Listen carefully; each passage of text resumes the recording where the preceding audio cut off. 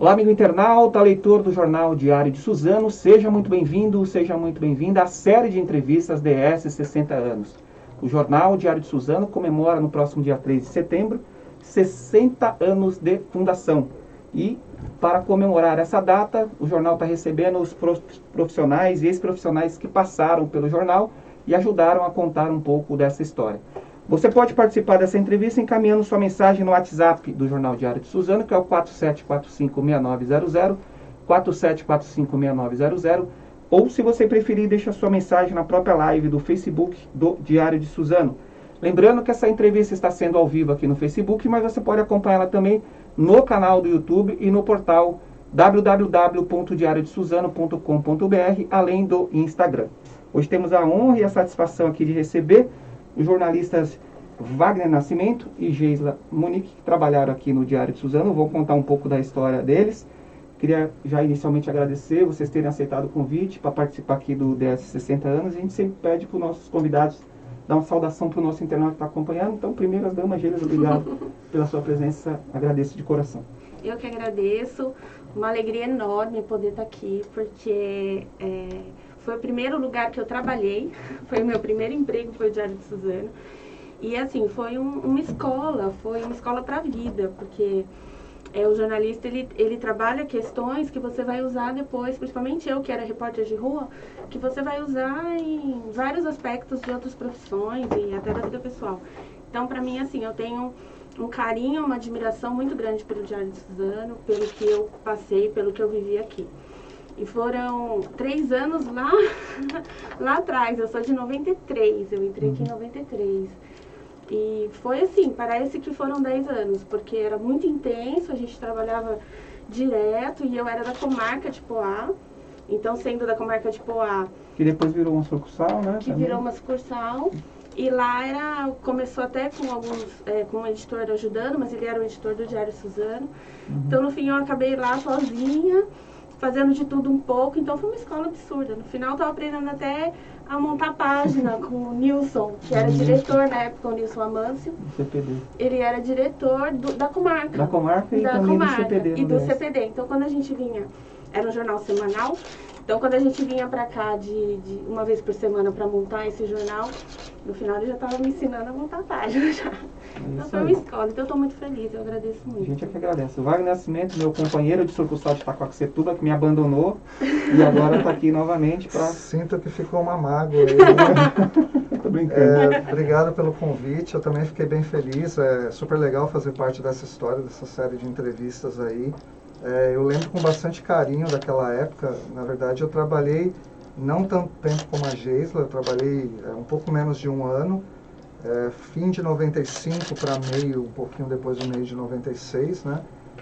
Eu também fiz reportagem de rua, comecei aqui em Suzano, depois a gente teve aí uma missão de assumir, né, a sucursal de Itaquá, recém-inaugurada, então ficou eu e o Edgar, mais um fotógrafo, um motorista e uma recepcionista lá. Foi uma época muito legal, muito desafiadora, né, porque a gente tinha a missão de entregar nossa página já no PCzinho, no Quark Express. Todo fim de dia a gente tinha que montar a pagininha lá.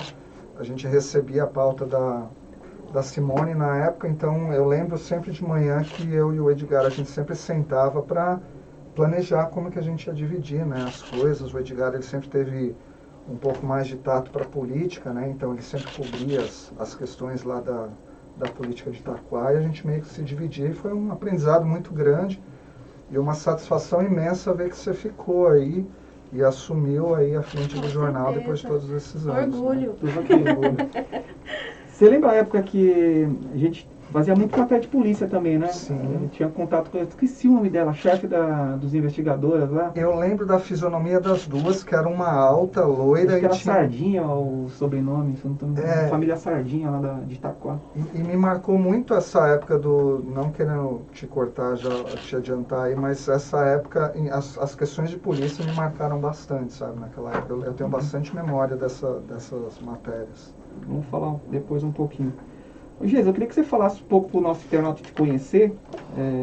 Sei que já tem bastante gente que conhece, mas assim, como que você ingressou na comarca, né, de Poá na época, E se tem matérias marcantes que você pegou na... Quem que era o... Eu não lembro. 93 era o Eduardão, prefeito? Acho que Era o Eduardão, era o Eduardão. Então, eu entrei, assim, um pouco no susto, né? Porque eu tinha comentado com meu pai que eu queria trabalhar para já 92 já entrar... você estava no primeiro ano de faculdade. Primeiro ano. Queria entrar no jornal já. E no mesmo dia que eu comentei, coisa de Deus, assim, ele já conversou com o Guaru tinha uma oportunidade, falou, vai lá. E eu me lembro, nossa, assim, detalhes esse dia, que, imagina, eu nunca trabalhei, entrei naquele... Quando você, na época ali onde era o Diário de Suzano, a gente entrava e passava pelas máquinas, porque as máquinas ficavam ali atrás da recepção, né? E depois a gente passava por fora, mas no dia que eu fui, a gente passava por dentro ali. E eu me lembro de ficar muito fascinada com tudo aquilo, achar aquilo muito grande, né? E a primeira pessoa que eu encontrei foi o Henrique Mioto, que era editor, e ele muito hilário, assim, muito engraçado, eu gostava muito dele. Ele já meio que me tirando e eu não entendendo direito. Eu sei que eles chegaram, não, vamos fazer assim, faz uma matéria. Pega o ônibus aí, vai pra Poá, faz uma matéria geral de supermercado. Eu achando que ia conversar com alguém, sentar numa, né? Não, vai lá e faz a matéria. Tá bom. Sabia com quem tinha que falar, como que tinha que fazer. Foi muito desafiador. Apesar de ser, né? Depois tudo que eu queria era fazer uma materinha dessa, que era bico, né? Mas no começo eu nem imaginava. E foi muito bacana. E aí eu voltei pro diário no final do dia, com tudo anotado, né? Na época era aquelas pranchetas, com aquelas laudas que a gente levava. E eu tinha conversado com os proprietários dos mercados. Aí fui montar, era máquina de datilografar, nunca tinha usado máquina de datilografar. Então, assim, eu nunca vou esquecer daquele dia, eu pedindo pra menina, como é que eu faço? Aperta aqui. Eu ia fazendo assim, errava, nossa, tinha começado no começo. Jesus amado, aquele não é terror pra jornalista iniciante. E eles gostaram da matéria, eu acho que o que pegou pra mim foi escrita, porque eu sempre gostei de escrever. Eu fui fazer jornalismo porque eu escrevia bastante, eu tinha meus poemas, minhas viagens. E foi por isso que eu fui pro jornal, pro jornalismo. E foi uma coisa que eu acho que foi o que pegou pra eles. E aí depois já comecei na comarca, na época era mais ou menos a estrutura de vocês. O Henrique mais por telefone, porque ele tinha bastante responsabilidade no próprio diário. Eu lembro que ficava eu, o Nilson, que era o motorista no caso, que quebrava os galhos ali, porque tudo era muito perto. E tinha um fotógrafo que me ajudava, depois entrou o César, eu lembro bastante do César, que ele fazia fotografia, fazia esporte. E aí foi a época que eu trabalhei com o Eduardão, a assessora de imprensa era a Rita, não lembro sobre o nome dela, mas lembro perfeitamente dela. Acho que é a Rita Santos. A gente fez uma parceria, assim, maravilhosa, ela me ensinou muita coisa também. Então foi muito aprendizado, assim, coisa de... Eu me lembro, a hora que você me convidou, né, vem muitas coisas na cabeça, né? Pessoal na hora que vem, às vezes vem até anotado as datas. A hora que você falou, eu falei assim, gente, eu lembro que eu chegava na comarca, tranquilinha, eu mesmo que decidi qual era a minha pauta, eles me deixavam muita vontade, por ser semanal o jornal. Aí, não, eu vou fazer uma matéria, acho que eu vou lá com a dona Lourdes, amava trabalhar com ela. Ela era uma presidente de associação de bairro, e ela sabia onde estavam os buracos do lugar, e eu sempre gostava de fazer esses caminhos com ela, assim, e escrever a matéria. Então, ela felizona, assim, ela ligou a Simone Leone, olha, já teve um imprevisto aqui, porque eu ia mandar um repórter aqui do diário, mas não dá. Tá descendo aí o Mário Covas. Eles desciam no pátio da feira e ficavam circulando com a comitiva deles pelo comércio local. Corre lá no pátio da feira que ele tá. E esse dia não tinha carro, não tinha nada. E eu falei assim, gente, mas como assim o Mário Covas? Eu vou perguntar o que pro Mário Covas? Começando, não tinha... E aí eu fui... Mas assim, eu acho que isso foi muito valioso pra mim. Essa coisa de você ter que... Do improviso, né? Do improviso, de você se obrigar, se exigir ter um repertório, né? Para você poder trabalhar, você já tinha que saber alguma coisa desse político. Na época de campanha eu ensinava muito, lia muito, porque eu tinha que estar antenada, porque podia acontecer esses imprevistos. E você vê que hoje eu uso muito isso, porque às vezes você prepara, depois a gente vai falar um pouco de arte-terapia, mas eu preparo ali o meu atendimento e no verbal a pessoa me traz toda uma realidade. Mas quando ela expressa aquilo, imagens, a gente começa a encontrar outra. E aí tem o improviso. Porque aí você já montou todo aquele atendimento, você tem que vir com um repertório novo. Por isso que eu falo, eu acho que no jornalismo a gente a gente cresce muito como ser humano. Eu acho que a gente cria uma estrutura que não é toda profissão que te exige esse tipo de estrutura. Ó, vocês vão perceber que eu tô olhando para vocês e pro celular, não é falta de educação, é que as pessoas mandam mensagem aqui, ó, o Assis Oderan, por exemplo, parabéns ao jornalista do Diário de Suzano, o maior veículo de comunicação do Altietê, tá parabenizando vocês aqui pela entrevista, né? O pessoal vai mandando mensagem, está acompanhando a gente aqui. Ô Wagner, eu queria que você falasse então o seu início aqui no Diário de Suzano. Você também estava estudando, né, quando você entrou? Eu tava lá na UMC, né, fazendo, acho que já estava no penúltimo ano de jornalismo, né, 95. 95, é verdade. E eu lembro que a gente já tinha um amigo em comum, que é o Carlos Magno, um grande fotógrafo aqui da região, que acho que foi ele que... Eu estava até tentando lembrar quem que fez a ponte, mas tenho quase certeza que foi ele. Foi lá onde tinha, né, as máquinas lá, a imprensa e tal. Eu lembro muito da escadinha em caracol. Até que tinha uma pegadinha para todo mundo que entrasse, tinha que pegar o galão de água, subir aquela escadinha, toda vez que acabava a água. Lembro do laboratório fotográfico, lembro da redação, a sala da Simone. Eu tenho, apesar de fazer bastante tempo, eu tenho uma memória bem vívida dessa época, né? Então foi isso, foi acho que os mesmos desafios que a Geisla falou, né? Tipo, eu acho que o Diário de Suzano, ele tinha muito essa coisa de você sair fazendo, sabe? Isso acho que é uma coisa legal, assim, porque é muito do calor do momento, né? E aí tinha aqueles primeiros desafios, né? Porque quando você está na faculdade, você está fazendo as coisas num ambiente controlado, e aí quando você sai para a rua, eu acho que existe uma responsabilidade muito maior, porque você está falando de pessoas reais, está falando de situações reais.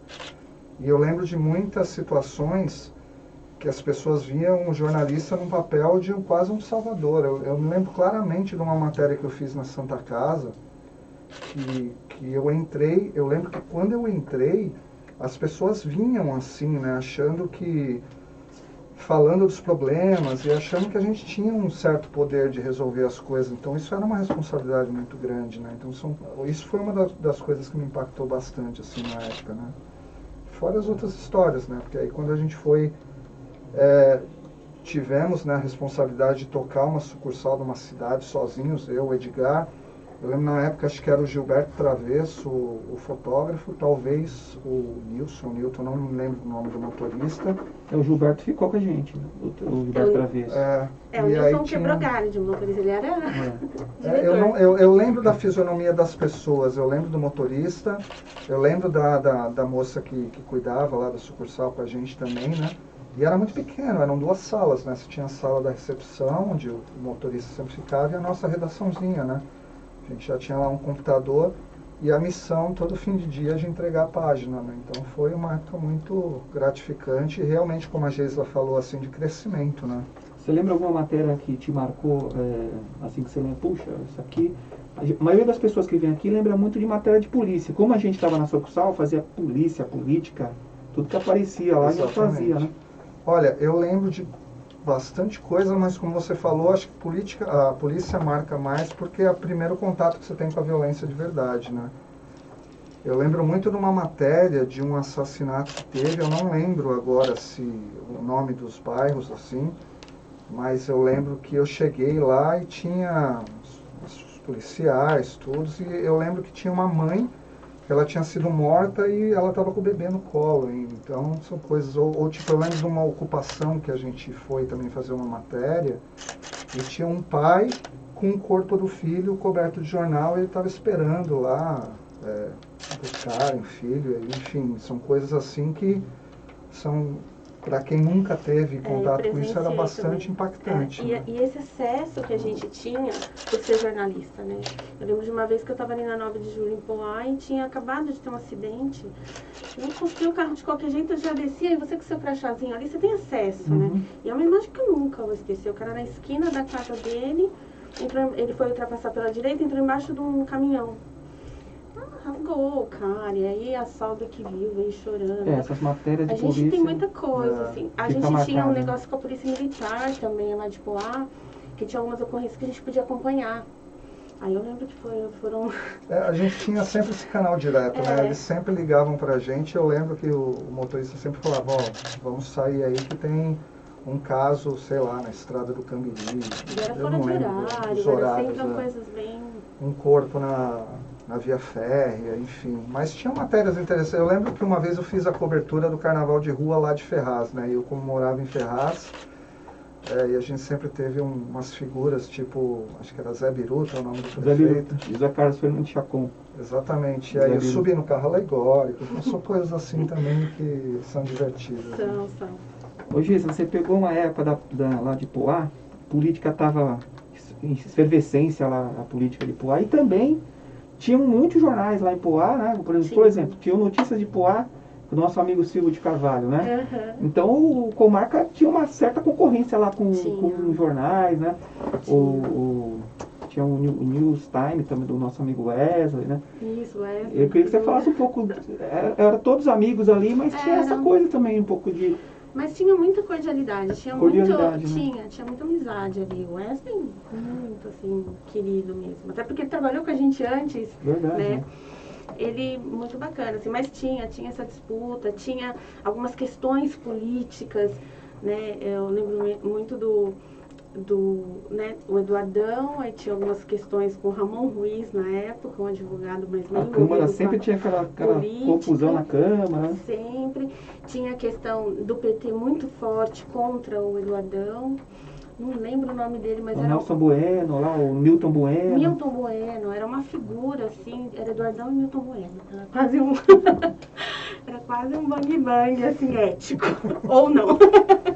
E aí você falou que você mesmo fazia as pautas, né? E também chovia de pauta lá, né? Você saía, a pauta colava em você lá. E aí você, estando nesse universo, né? Eu ficava muito na prefeitura, porque eu fazia muita matéria de bairro. Eu peguei Poá numa fase que Poá estava melhorando. Então, assim, tinham bairros novos, né? Tipo Nova Poá, mas tinha bairros como esse da Dona Lourdes, que eram bairros assim muito sofridos. Então toda hora a gente ia lá e era uma época que a gente apontava, né, o Wagner comentou, né, parece que a gente poderia mudar, mas era uma fase em Poá que a gente realmente mudava, porque se a gente postasse foto do buraco, na semana seguinte o buraco era tampado. Era um momento assim de realmente melhorar a cidade, né? Claro que tem questões políticas, mas eu vivi uma época que eu enxergava com muito otimismo, assim, uma iniciativa de realmente melhorar a cidade. Foi a época que fez aquele centro, era tipo um centro cultural, mas um parque junto, né? Bem grande ali em Poá. E aí tinha aqueles monumentos, muito Eduardão de ser, né? Com dourado. Coqueiro, né? Que ele colocava, mas tinha também essa parte da estrutura dos bairros, umas coisas realmente muito importantes que estavam acontecendo. E eu acho que essa batalha entre o Milton e o Eduardão foi muito positiva para a cidade na época, porque o Milton estava de olho, era um deslize no Eduardão, ele ia lá. E aí, a gente como jornalista, a gente fica sabendo muito o que está acontecendo. Então, as pautas eram automáticas. Bem legal. Ô Wagner, a gente sempre pede, depois a Geisla vai falar também, para os nossos convidados falar um pouco da trajetória depois que eles saíram aqui do Diário de Suzano. Eu queria que você contasse um pouco por onde você andou aí depois que você saiu do Diário de Suzano, o que você está fazendo hoje. Eu, antes de entrar no Diário de Suzano, eu trabalhava com artes gráficas, eu trabalhava em birô de fotolito, para impressão, esse tipo de coisa, né? Tanto que eu até pegava umas missões de fazer os trabalhos lá da faculdade, lá de fazer as editorações e tal. E aí eu lembro que eu acabei voltando para essa área, né? Eu sempre trabalhei em São Paulo. Na época eu morava em Ferraz, né? E trabalhava em São Paulo. E eu fui meio que me focando nessa área da pré-impressão, até que isso acabou caindo também, né? E, tipo, foi uma coisa que morreu também, né? E aí eu fui buscar uma outra especialização. Como eu já tinha essa veia com jornalismo, eu busquei o que tinha mais em comum entre a área gráfica e o texto, né? Que no caso foi a redação. Então eu me especializei, fiz alguns cursos de redação publicitária e comecei a fazer trabalhos de redação mesmo, né? Só que aí já não era mais o jornalismo, era a publicidade. E aí eu venho trabalhando com isso, me desenvolvendo com o tempo. E aí a evolução que você tem do redator é você virar um planejamento, né? Então hoje eu faço basicamente texto e planejamento estratégico, né? Que é montar toda a estratégia, o storytelling de um projeto para um cliente. Então, depois dessa saída aí, foi o meu caminho, né? Depois você fez, só pra gente contar pro nosso internauta aqui, depois você fez letras na USP, né? Fiz letras. E você será um futuro filósofo também depois? Né? Espero, né? Eu tô deixando a barba já pra ficar com cara de filósofo. E como que foi pra você essa experiência em letras aí? Cara, muito legal. Eu sempre coloco as duas faculdades assim em perspectiva, porque a gente era muito novo, tinha uma cabeça muito diferente, era a primeira faculdade. E a segunda, eu me sentia, eu preciso absorver tudo isso, sabe? Você tem... Diferente. É muito diferente. A questão de você... Parece bobeira isso, mas a questão assim, de você estar pagando e você não estar pagando, pesa também, porque você dá um valor diferente, enfim... então, a segunda faculdade eu tive muito, e isso eu fui fazer 10 anos depois, né? Então, eu tive que fazer cursinho, eu tive que voltar uns passinhos aí para poder entrar na faculdade, né? Mas aí foi uma experiência muito, muito, muito legal, assim, inclusive me fez até pensar do que eu não aproveitei lá naquela primeira faculdade, sabe? Tipo, com a cabeça que eu tinha naquela época, mas enfim, é muito legal você fazer essa segunda faculdade para ver as coisas dessa maneira, né? Depois nós vamos falar das suas 3 bandas de rock que você tem aí, dos turnês que você está preparando para fazer aí pelo Brasil, pelo mundo talvez, a gente vai falar depois. Né? Se deixarem brasileiro, se entrar por aí. E você, Gisela, eu queria que você falasse um pouco da sua trajetória depois que você saiu aqui do Diário de Suzano. Você hoje trabalha com arte terapia, né, também, Isso. né? Eu saí daqui e fui ajudar meu pai, na verdade. Então, eu saí totalmente da minha área. Como eu gostava muito do jornalismo, eu fiquei como correspondente do Jornal Brasil Presbiteriano de Belo Horizonte. Então, eu fiz umas matérias bem bacanas para eles, mas era bem esporádico, bem tranquilo. E fiquei trabalhando para ajudar meu pai. Aí eu consegui, através de releases, que a gente credenciasse Porto Seguro lá. Era uma oficina. E aí, credenciado Porto Seguro, eu fiz curso para ser vistoriadora de veículo, fazia vistoria prévia dos veículos, tirava decalação de chassi. Depois eu fui fazer um curso de vistoriadora mesmo de sinistro, e aí eu fazia as vistorias de sinistro de automóvel, quer dizer, totalmente... Mas aí sempre foi muito provisório, temporário, sempre foi muito na pegada de ajudar meu pai, né? Mas e depois eu ia voltar para minha trajetória. E aí eu consegui voltar, eu fui fazer História da Arte, mas eu fazia uns cursos rápidos que tinham no MASP todos os sábados. Você passava o dia de sábado lá no MASP, você assistia toda uma aula sobre determinado artista e depois você ia para o museu visitar as obras desse artista. E geralmente a gente trabalhava também tanto com as obras fixas quanto eles apresentavam as obras temporárias, aquelas que estavam visitando o museu. Aí foi um caminho sem volta, porque eu me apaixonei pela arte, e aí depois eu fiz cursos no Museu Paulista também, cheguei a fazer curso de catalogação de acervo, pra você ter uma ideia de como eu gostava de fazer curso. Mas só para estar nesse contato do museu, o curso no Museu Paulista é tipo uma gruta, você realmente desce, e é subterrâneo, mas é bem sombrio, é onde ficam as telas armazenadas. Ali tem uma sala de aula, eu amava aquilo. E aí eu comecei a pintar, aí eu comecei a fazer uns trabalhos, vender quadro, mas sempre uma arte muito própria. Eu sempre trabalhei com acrílico sobre madeira, depois de um tempo eu estudei aquarela, comecei a pintar aquarela. Mas eu vendia as telas e eu sentia que eu sempre fui artista, eu não era pintora. Então eu sempre sentia que eu precisava fazer alguma coisa a mais. E eu lembro que foi uma pesquisa que eu fiz assim de Google, de falar como a arte ajuda alguém. Eu lembro que foi essa frase. Que eu encontrei arte terapia, porque era algo muito desconhecido na época, imagina, 7, 8 anos atrás.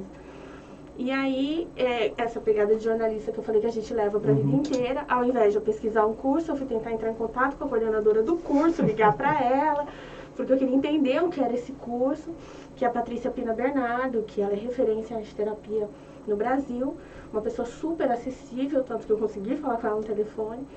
Fiz a pós-graduação sob a coordenação dela, da Lídia Lacava, Uneide Depré, pessoas fantásticas, assim.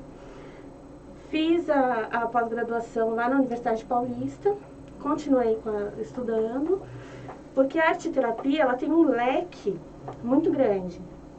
Então, você atende para prevenção de qualquer tipo de problema na sua saúde mental, mas você atende dislexia, transtorno do espectro autista, TDAH, né? De criança a idoso. De criança a idoso, terceira idade, você vai atender Alzheimer.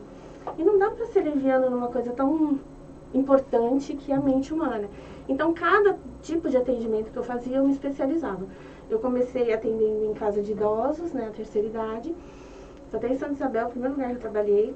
Depois eu montei meu ateliê, então eu já comecei atendendo no ateliê. Aí eu fui para eu já atendi autistas, mas eu fui para um centro, para um espaço terapêutico multidisciplinar para autistas. Tinha também outros casos lá, inclusive o TDAH, tinha casos apenas de prevenção, mas o forte lá era autismo, e era muito.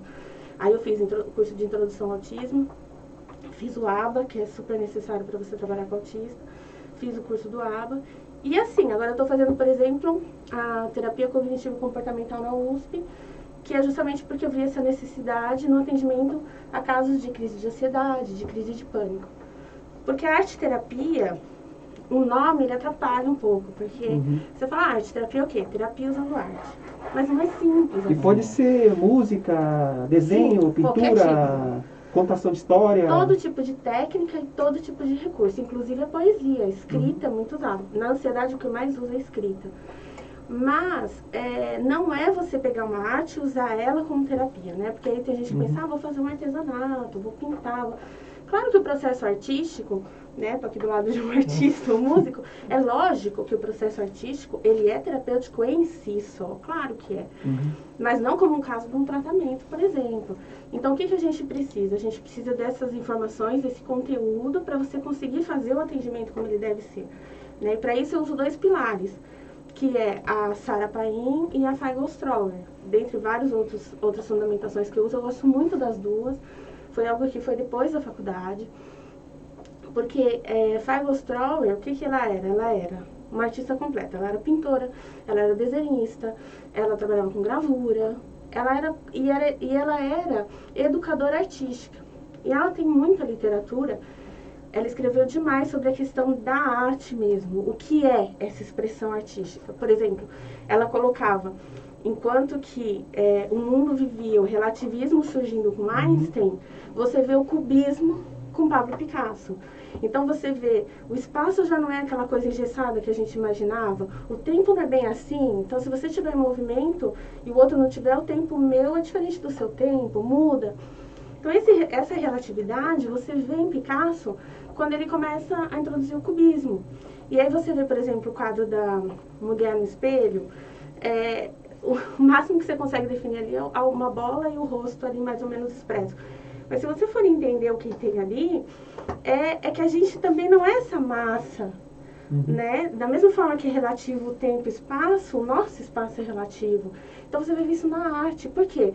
Porque a gente expressa aquilo que a gente ouve, aquilo que a gente vê, aquilo que a gente sente. Então, quando você vai trabalhar arte-terapia, você vai trabalhar com a expressão não verbal. Então, diferente de um psicólogo que vai trabalhar com a expressão verbal, com a questão mais cognitiva, eu vou trabalhar com o inconsciente da pessoa.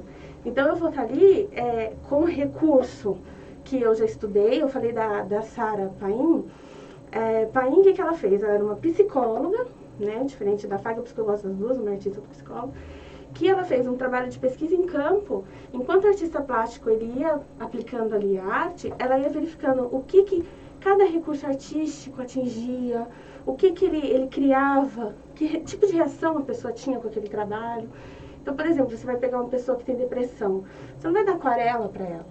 Qualquer tipo de material, de recurso artístico que tenha muita água, é bem simples assim, porque tem água, vai te fazer chorar, é gozo, é deleite. Agora, não é? Então, você tem que olhar, por exemplo, a cultura da pessoa, né? Se você trabalha com uma pessoa, por exemplo, que é um surfista, lógico que a água para ele não é a água que é para outra pessoa. Dependendo então, talvez você do paciente, você usa dependendo do paciente, dependendo da história que ele te traz. Por isso que a arte-terapia não é uma sessão. Não dá para falar assim, quanto que é a consulta? Não, eu trabalho com mensalidade. A gente vai precisar fazer uma vez por semana para criar vínculo, ambiente de segurança, depois entender sua história, para juntos, eu não interpreto, acho muito importante falar isso aqui, eu não interpreto algo que alguém pintou. faço, não é arte terapia. Eu vou ajudar, eu vou servir como uma facilitadora para que a pessoa entenda o que ela pintou, porque só ela vai saber. E outra coisa importante de falar aqui, eu falei, me chamaram, é isso que eu vou falar. Esses livrinhos escritos arte terapia não são arte terapia, porque pintar desenhinho é uma coisa que pode não ser boa para a pessoa, porque só vai te engessar ainda mais. Então, arte terapia não, pinta fora da margem. Que depois eu vou pedir para você deixar os seus contatos aí do seu ateliê, né? Que tem que saber, gente. E vou perguntar também da pandemia para você também, sim, como que foi esse... Ô, Wagner, eu queria que você falasse dos seus trabalhos paralelos. Você é um músico profissional, tem as suas bandas, né? Eu queria que você falasse um pouco desse seu lado também, músico. Então, a pandemia meio que deixou isso tudo em suspenso agora, né? Eu sempre tive bandas no paralelo. Eu toco numa banda que ela está em pausa agora, né, que chama Tomada. É uma banda que está desde 2000, aí, já com 4 ou 5 discos lançados, DVD. Só que depois de um tempo a gente deixou a coisa meio em suspenso, aí veio a pandemia, suspendeu todos os shows e tal, então cada um meio que foi fazer outras coisas em paralelo, né? Eu uso, não sei se do termo certo também, a música como uma terapia também, né? Eu tenho outras bandas mais para tocar na noite, mas também parou tudo, né? Eu voltei, fiz uma ou outra live aí durante esse período de pandemia. Eu toquei presencialmente na primeira abertura que teve em São Paulo na sexta-feira, mas é um projeto muito de tocar na noite, assim, não é nada muito específico. Eu fui convidado no começo, já no primeiro ano de pandemia, né, no ano 2020, a fazer parte de uma banda que chama Patrulha de Espaço, que foi a banda que deu continuidade quando o Arnaldo Batista ele saiu dos Mutantes, né? E aí a banda, ela quase mais velha do que eu, né?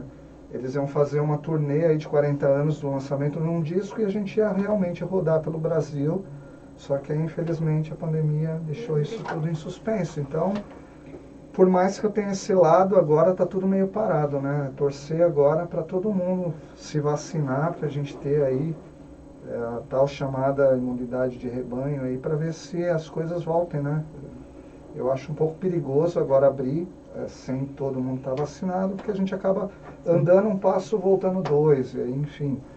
Mas acho que todo mundo está impactado, né? Eu fui impactado 2 vezes porque o meu trabalho de planejamento ele é baseado em eventos coletivos, né? Eventos para grandes empresas também, que foram suspensos, e música. Então, eu estou torcendo aí para passar isso logo, para poder retomar essas atividades de uma forma mais plena, né?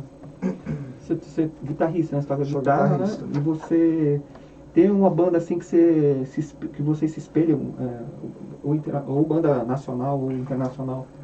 Eu sempre olhei para todo tipo de estilo de banda, desde as bandas nacionais, como Barão Vermelho, Titãs, Paralamas, que é algo que tem mais a ver com a minha época, né? As internacionais também, desde coisas mais pesadas como Kiss, Iron Maiden, Van Halen, até coisas mais pop, tipo U2, assim. Então, eu fui uma pessoa que eu abri muito o meu leque, assim, e até como uma pessoa que escreve, assim, como redação também, eu sempre tive uma missão de ouvir outras coisas também para pegar repertório, porque às vezes você precisa escrever um texto para falar sobre o gosto de uma pessoa que não necessariamente é o seu. Então, às vezes você ouve uma música mais pop nacional, um sertanejo, um funk, enfim. Eu acho que quando a gente trabalha com a arte por um outro lado, você é obrigado a desvestir de alguns preconceitos para poder ver a coisa de uma outra forma, né? Então, eu me espelho em música bem feita. A Luciana, acho que é Carpenito. Carpenito. Vagninho, aí ela colocou 5 coraçõezinhos do lado do Vagninho. O Ricardo da Cunha Cavalier, parabéns Geisla Munique pela sua trajetória no DS. Vai ficando velho, a gente vai enxergando direito, vai pôr no celular assim, mas eu falei aqui. Geisla, eu queria que você falasse um pouco da pandemia, né, da questão da pandemia, como que foi a pandemia em relação às pessoas que... Queria que você falasse, teve um aumento na procura pela arte terapia com a pandemia ou não? Infelizmente, a arte terapia ainda é pouco conhecida, né? Aqui na região, né? Alto Tietê aqui. São Paulo, dentro do Hospital das Clínicas, você já encontra arte terapia. mas aqui na região ainda ela é pouco conhecida. Então eu me sinto sempre nesse dever de estar divulgando não só por ser meu trabalho, mas porque eu acho que hoje ela se tornou uma ferramenta essencial nesse momento que a gente está vivendo. Tem poucos terapeutas no Brasil? Não, hoje tem bastante. Bastante. Hoje tem bastante. A arteterapia em São Paulo está muito forte. Até por causa dessa situação que a gente está vivendo. Porque ela acaba sendo, né? Por exemplo, no meu caso, são os psicólogos que me indicam. Né? Então você está passando com um psicólogo e às vezes ele mesmo vê a necessidade, porque muitas vezes você não consegue colocar isso no verbal. Ele mesmo vê a necessidade de você fazer uma expressão não verbal. Né? Quando começou a pandemia, a maior dificuldade que eu tive foram com os autistas, porque por mais que até hoje eu atendo, eu uso EPI, a gente usa touca, usa avental completo, até aquele propé, a gente usa tudo, mas porque não tem como manter o distanciamento. Com o autista você tem um contato muito próximo, então isso foi difícil, não dá para fazer online no caso do autista.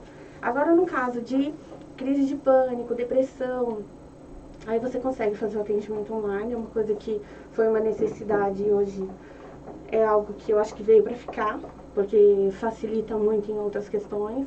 Então eu comecei com atendimento online e sim, aumentou bastante a procura, apesar de não ser tão conhecida, porque o ser humano ele não foi feito para lidar com morte, né? O ser humano ele não sabe lidar com morte. E você está presenciando essa coisa da morte constantemente, só por isso, sem falar de toda a complexidade da pandemia, só por esse aspecto já seria um problema muito grande para qualquer ser humano. E eu acho que a gente já vinha adoecendo, porque nós como seres criativos que somos, nossa essência é criar. Então, por exemplo, você queria um guarda-roupa. Lá na época do meu pai, eles iam fazer o quê? Ele ia no marceneiro, o marceneiro ia esculpir. Meu pai que trabalhava com funilaria, tinha paralamas que não tinha no mercado. Então o paralama do carro ele tinha que fazer de fibra, ele esculpia um paralama, ele fazia molde. Então você lidava com a arte em várias das suas profissões, né, nas mais diversas. Então a arte estava ali na dona de casa. Com essa mudança da vida social, com essa necessidade de tudo muito rápido, internet, tudo, a gente se distanciou absurdamente da arte. E a arte, ela traz consigo o fazer criativo. Então, como seres criativos, você não está criando e você ainda está lidando com morte, quer dizer, então já vinha essa patologia mental aumentando, né, principalmente transtornos, distúrbios, já vinham aumentando. Mas quando você entrou com a questão da morte e os outros fatores de isolamento, de não poder ter contato com o outro, aí isso aumentou ainda mais.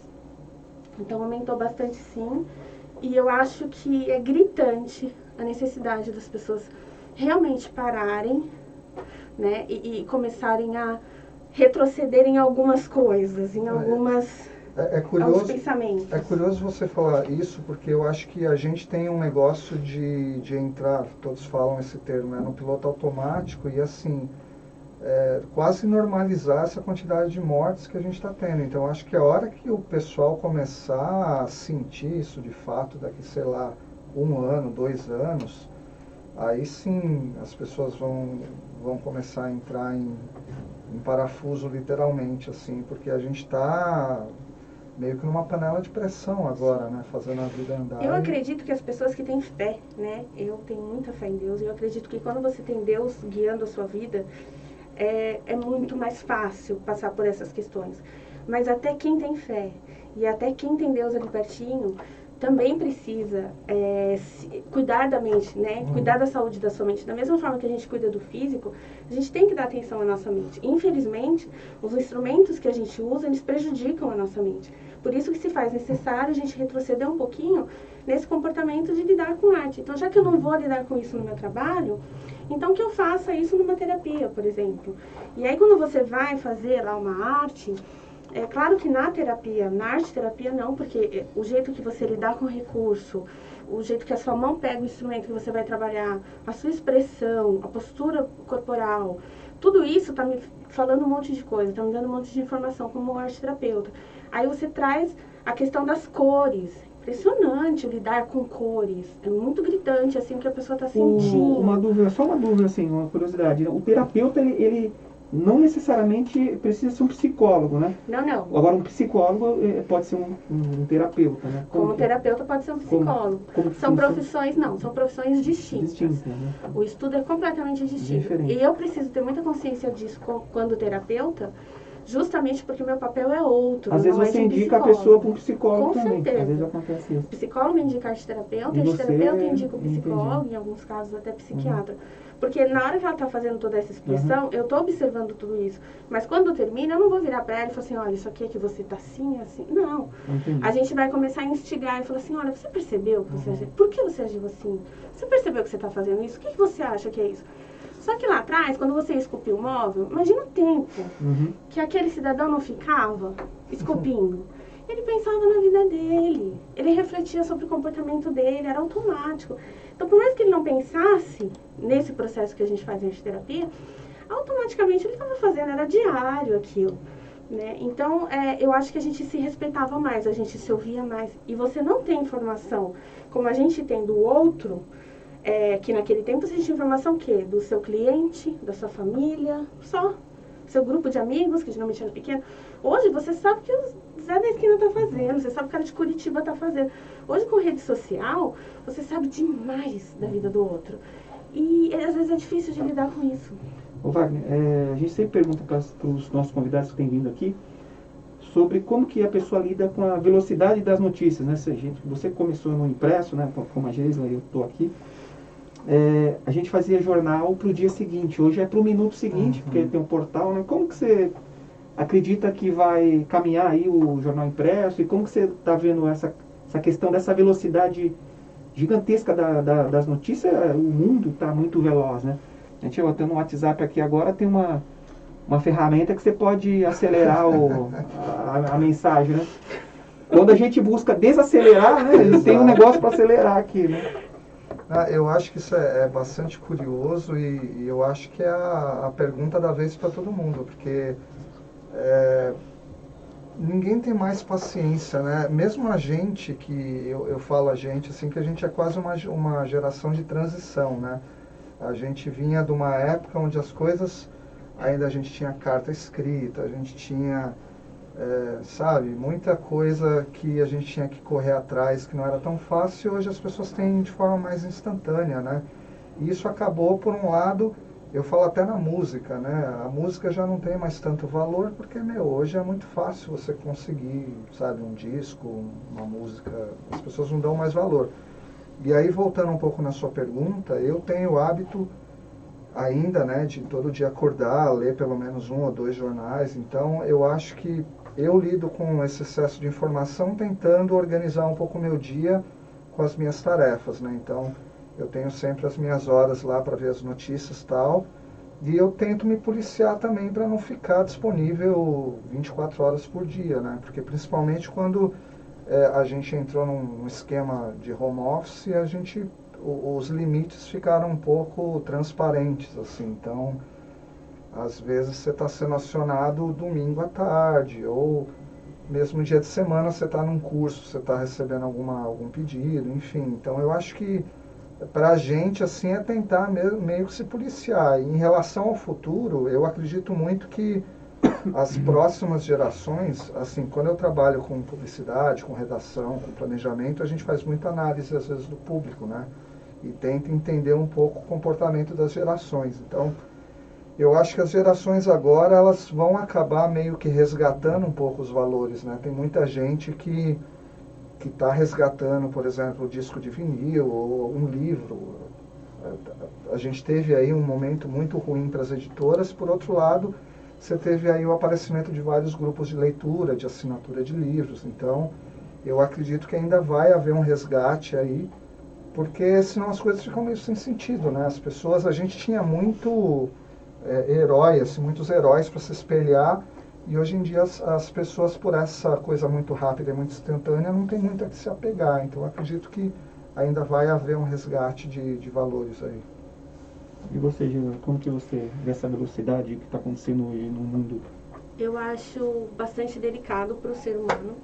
Eu acho que a gente consegue lidar com essa velocidade, mas eu acho que com muita sabedoria. E eu acho que a velocidade, às vezes, não dá tempo de você ter essa sabedoria e colocar em prática. Por exemplo, você consegue absorver muita notícia ao mesmo tempo. Né? Você entra, você pega uma tela de computador, você vai absorver aquele monte de notícia ao mesmo tempo. Mas qual você assimilou? Qual você foi atrás para ver se era exatamente aquilo? Quando você lia o jornal impresso, quantas vezes você lia o mesmo parágrafo porque você se distraiu alguma... Hoje, as pessoas não fazem isso. Não dá tempo. Ninguém vai ler o parágrafo de novo, vou perder tempo de novo. Não, sabe? Coisas simples, mas que você não vai se aprofundar e parar para pensar. E eu acho que como seres pensantes que somos, é bem delicado. Eu acho que... Mas talvez tenha esse recuo, até pela necessidade, porque está vindo patologias.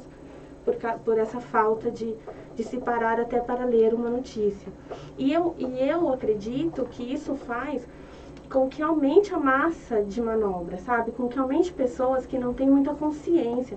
Eu vejo gente defendendo, por exemplo, uma questão política, defendendo coisas absurdas. Né? Falando, fake news, mas fake news é culpa de quem leu e acreditou também. Não é só culpa de quem postou. Eu entendo e acho... Nossa, super contra fake news, quem postou tal. Mas já pararam para pensar que quem leu também é responsável? Como é que você lê e você não vai a fundo, você não pesquisa e levanta a bandeira? Falta também eu saber a fonte, o que eu estou absorvendo. As né? pessoas são muito facilmente capturadas, né, por essas coisas. Né? Se você for contar a porcentagem do Brasil que tem esse pensamento crítico, é muito pequena, Muito né? pequeno. Muito pequeno. Então é muito fácil você pôr uma notícia lá e a pessoa lê aquilo e tomar como verdade. O pseudo pensamento crítico, né? Chega, constrói toda uma crítica em cima de algo. Quem não pesquisou para saber se é verídico? Mas acho que o grande problema pro jornalismo é realmente esse, né? A facilidade que você tem de circular um boato, uma notícia qualquer, porque você às vezes não tem muito como rastrear, você não tem nem condições. A gente é uma parcela muito pouca que vai lá e abre pesquisa, ou já lê de cara e fala, meu, isso está estranho, sabe? Ou simplesmente se dá dúvida, né? Sim, não vou levantar uma bandeira sim. se eu não tiver uma certeza absoluta, não tem a fonte. Então não levanto bandeira. Quanto mais polêmico, aquilo parece que fisga a pessoa, né? Quase o antigo Notícias Populares. O cara vê um negócio ali terrível, ele nem lê, ele quer passar aquilo adiante, né? Então... Porque acho que o fato de você olhar uma notícia e gerar dúvida se isso é verídico ou não, eu acho até saudável. Porque te faz ir mais a fundo, porque sempre foi assim. Sempre houve algumas coisas por trás da notícia. Mas cabe a você ir atrás, né? Estamos caminhando para a primeira hora das nossas 3 horas que vamos ter aqui de entrevista. Tô brincando. Estamos caminhando para o final da entrevista. Eu queria agradecer de coração mesmo. Muito obrigado por vocês terem vindo aqui. Foi bem legal. Passa rápido, passa voando. Muito rápido. Vocês contando a história de vocês, assim, eu só saboreando as palavras de vocês. Bem legal. Eu queria que vocês deixassem uma mensagem final para a gente encerrar, né? Pode deixar os seus contatos, Jesus, se você puder, deixa os contatos. Depois o Wagner também deixa uma mensagem final para a gente encerrar. Eu tenho usado bastante o Instagram, né? Então é @arteterapeuta_Geisla, né? Eu tenho usado demais porque eu acho que assim não dá para eu caminhar em todas as redes. Eu também acho a internet uma loucura, então eu foquei vou nesse daí mesmo para estar divulgando o trabalho. Lá mesmo na bio você consegue o meu WhatsApp, né? Falar comigo diretamente no WhatsApp. Mas eu tenho meu ateliê lá na Vila Urupês. Fica na rua Jeca Tatu, 829. Mas o meu WhatsApp você encontra ali no Instagram na bio. E eu queria agradecer mais uma vez a oportunidade, né? E se tem uma mensagem que eu quero deixar é que, gente, pensem na mente de vocês, pensem na alma de vocês, o que vocês estão fazendo com a vida de vocês, né? Eu acredito que há uma força maior e a gente precisa estar olhando para isso, né? Que Deus aí nos ilumine e nos ajude a passar por essa pandemia, abrindo os olhos, né? Que Deus dê visão para a gente enxergar o que a gente já entrou na pandemia com o processo de não estar enxergando, o processo de cegueira. Que essa pandemia não seja o fim dessa cegueira, a consumação dessa cegueira, mas que seja um chacoalhão mesmo, que Deus realmente chacoalhe a gente para abrir os olhos e enxergar que a gente é muito mais do que um corpo. Obrigado, Wagner. Bom, eu queria agradecer o convite. Para mim foram várias lembranças aqui, ter visitado Suzano de novo, né? Porque eu estava longe daqui, então foi muito legal revisitar as histórias aí, ver vocês, né? Os colegas de faculdade, de profissão também. Eu acho que a mensagem que eu deixo, até um pouco do gancho que a gente falou, né? Acho que é buscar realmente aí um pensamento crítico aí, de ler as coisas com com um pouco mais de dúvida, né? Nunca acreditar em tudo que sai de primeira, assim. Salvem o jornal impresso, pelo amor de Deus. Salvem. Eu acho que é uma coisa que, para a gente, jornalista de profissão, é uma paixão aí, pegar o jornal. Da mesma forma que para mim é uma paixão pegar um livro na mão também. Sim. Enfim, eu acho que essas coisas elas têm que continuar. E para mim, assim, minhas bandas, quem quiser seguir, tem o Instagram, Tomada Rock, e outro é Patrulha do Espaço, muito fácil de achar lá, mas por enquanto está tudo parado. E, de novo, obrigado. Eu que agradeço. Obrigado de coração mesmo. Pode, se vocês quiserem vir aqui, estamos com as portas abertas, sessão da casa. Pode entrar, abrir geladeira, tá tudo liberado para vocês. Tá bom? Obrigado. Obrigada. Eu queria agradecer também você, amigo internauta, que participou conosco aqui dessa entrevista, acompanhou aqui pelo Facebook, mas também vai ver lá no canal do YouTube. Um abraço para você e até o próximo vídeo.